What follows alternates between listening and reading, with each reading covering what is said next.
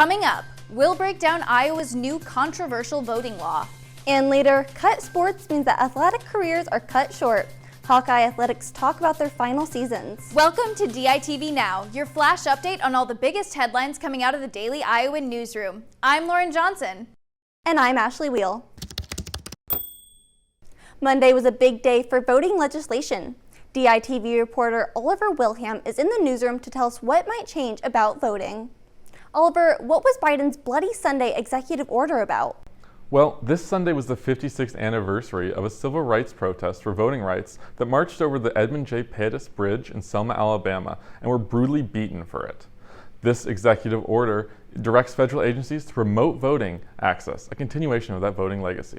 It seeks to expand access to voter registration, works towards a plan to give time off to federal workers seeking to vote or volunteer as poll workers, and revamps the vote.org website. Why is Biden focusing on voting access? Well, this is partly a response to 253 restrictive voting bills in 43 states, mostly introduced by Republicans as a way to roll back voting access, especially after the 2020 election. Governor Reynolds has already signed an election reform bill this Monday. What does that change for voting? It slashes the early voting period by 9 days, requires any mail-in votes to be received before polls close, and changes the poll closing time to 8 o'clock rather than 9. Reynolds claims this is to protect the integrity of elections, though Democrats claim it only adds more hoops to an already complex process.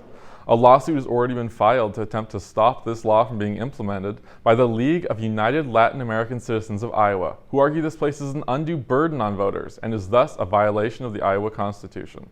Thank you, Ashley. Back to you. The Faculty Council is reimagining campus safety. Last night, the Faculty Council proposed a replacement for campus police. Instead, a campus community wellness division would be implemented to have more campus security guards to respond to students in crisis.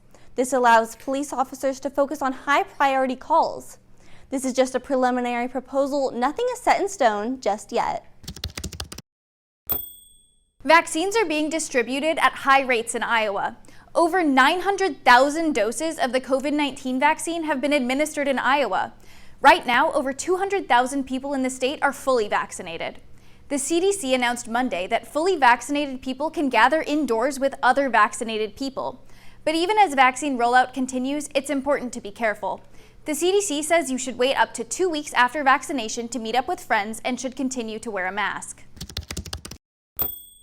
In February, UI Athletic Director Gary Barta announced that they are reinstating the women's swim and dive team, but would not reinstate 3 men's sports. DITV reporter Katie Wadman has what this means for the athletes.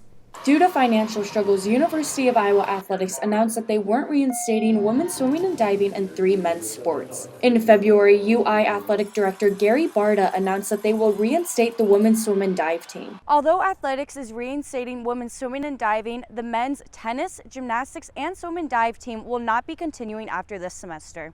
Barta made it clear in a recent interview that the university will not look further into reinstating any of the men's programs. We are not able to reinstate the other 3 programs that are being discontinued: men's gymnastics, men's swimming, and men's tennis. After hearing about their teams not being reinstated, many athletes have decided to transfer. For men's gymnastics, however, transferring isn't that simple. Many men's gymnastics teams around the country have been cut because of financial struggles. Gymnastics is one of those things where if you wanted to transfer, it's very difficult. It's a very small pool of spots that open. So if you wanted to look at a transfer spot, you're also competing with all the people in high school that want to go somewhere. Despite the adversities these teams have faced, they have kept a tough mentality throughout it all. They believe it is important to have a positive mindset and to make their last season at Iowa the best one yet.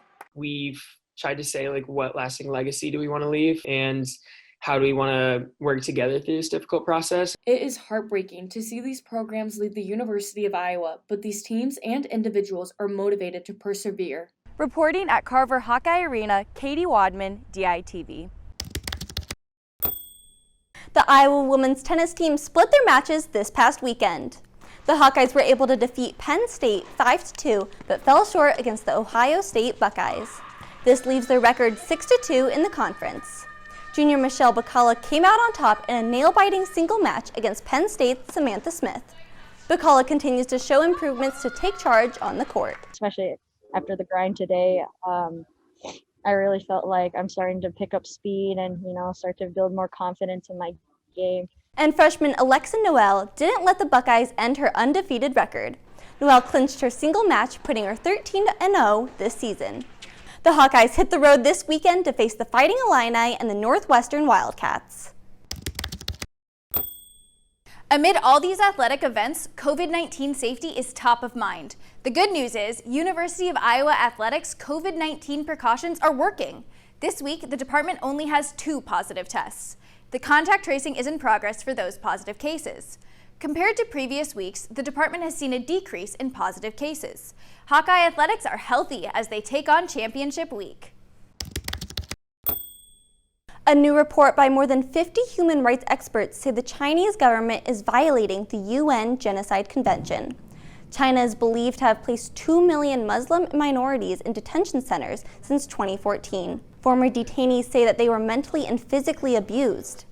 The report found, quote, overwhelming, end quote, evidence that these claims are true and that China has violated every single provision of the UN Convention.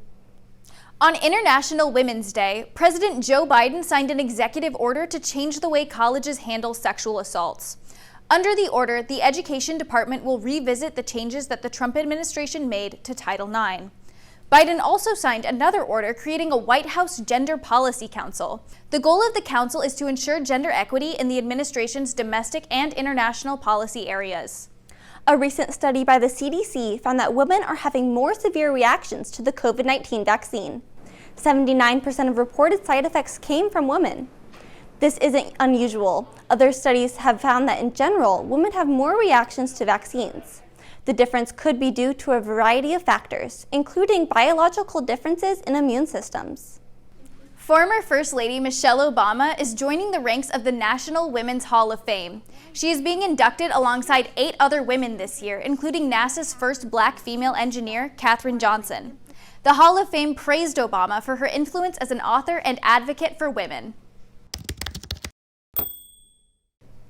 Pull out your raincoats, Hawkeyes. Rain showers and a windy day will be dampening your sunny mood. We will see a high of 70 and a low of 40, along with scattered thunderstorms to end the day. Thanks for tuning in to DITV Now. We'll be back tomorrow with the latest on the University of Iowa, Iowa City, and Hawkeye Nation. You can also check back in later in the week for more of the latest COVID-19 news, as well as updates on the trial of Derek Chauvin. From Iowa City, I'm Lauren Johnson. And I'm Ashley Wheel. Have a great day.